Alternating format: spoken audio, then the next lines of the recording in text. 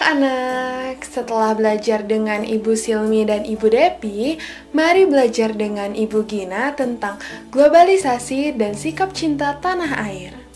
Di video kali ini, kita akan membahas tentang contoh kerjasama Indonesia dengan negara ASEAN, sumber alternatif energi listrik, dan sikap-sikap yang menunjukkan cinta terhadap tanah air. Salah satu kerjasama negara Indonesia dengan negara ASEAN adalah adanya ASEAN Power Grid atau disebut juga dengan APG. Tahukah kamu bahwa kerjasama ini memanfaatkan sumber primer energi listrik yang memungkinkan bagi sebuah negara mentransfer energi listrik berlebih ke negara lain? Ternyata tidak semua wilayah di Indonesia menjadi cakupan kerjasama APG loh. Hanya terdapat 4 cakupan wilayah yang terlibat dalam kerjasama APG. Di antaranya adalah Sumatera, Batam, Kalimantan Utara, dan Kalimantan Barat. Adanya kerjasama APG ini didasari karena ketidakcukupan suatu wilayah untuk memenuhi kebutuhan energi listrik masyarakatnya. Oleh sebab itu, kita harus dapat memanfaatkan sumber energi alternatif listrik. Perlu kamu ketahui bahwa energi alternatif adalah energi terbarukan yang berasal dari alam. Sebagai contoh adalah energi angin dan energi air. Di Indonesia, pemanfaatan energi angin ditandai dengan berdirinya pembangkit listrik tenaga bayu atau PLTB.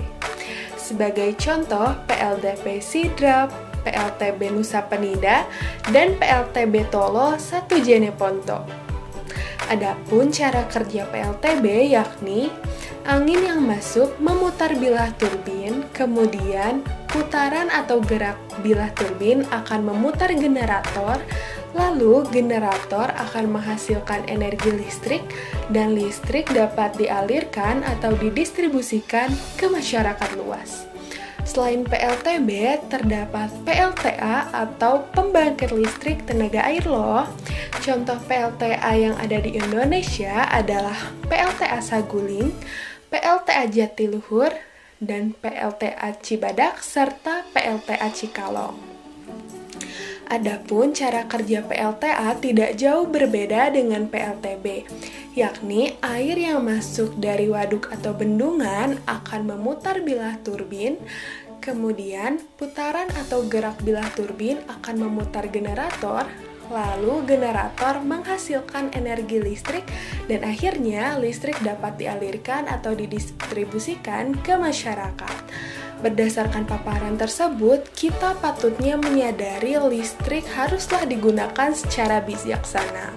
Sikap cinta tanah air yang dapat kita lakukan adalah: pertama, menaati peraturan dengan membayar pajak listrik. Kedua, mematikan listrik saat tidak dipakai. Dan ketiga, menggunakan energi alternatif, sebagai contoh menggunakan sinar matahari untuk menerangi rumah dengan penempatan jendela yang baik sehingga lampu listrik tidak perlu digunakan saat siang hari. Dicukupkan sekian, terima kasih atas perhatiannya. Semoga ilmu yang diberikan dapat bermanfaat untuk kalian. Wassalamualaikum warahmatullahi wabarakatuh.